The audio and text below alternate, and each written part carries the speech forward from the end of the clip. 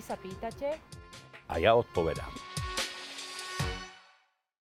Peter, čitateľka na webe ti položila takéto dve otázky. Aký máte názor na zlaté padáky pri politických nomináciách? A druhá, či má prezident republiky na ich vyplácanie vôbec nejaký vplyv?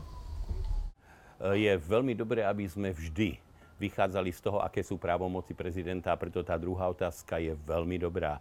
Treba povedať, že každý kandidát na prezidenta, ktorý by vám sľuboval, že on zamedzí tomu či onomu, by mal vždy veľmi presne pred odpoveďou zvážiť, aká je jeho právomoc. Samozrejme, že prezident republiky nemá vplyv na žiadne zlaté padáky.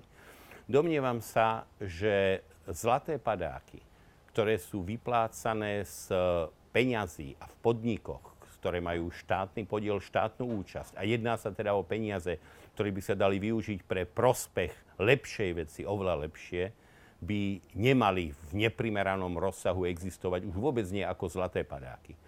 Každý občan, každý pracujúci dostáva pri odchode z pracoviska za rôznych okolností istú sumu. Pomerne by táto suma nemala byť v žiadnej inej štruktúre vyššia, ako je u každého občana. Samozrejme, pri získavaní schopných kádrov je problém ten, že na Slovensku lovia i súkromné firmy, i štátne podniky či inštitúcie z toho istého rybníka. A nepochybne v konkurencii prosperujúcej firmy to štát pri hľadaní schopných manažerov nemá ľahké. Je ale primerané, aby vedel tým, ktorí pohnú vecou, zaplatiť slušne natoľko, aby nechápali svoj plat ako povinné vreckové s tým, že oveľa viacej zarobia nečistou a, dá sa povedať, hanebnou činnosťou.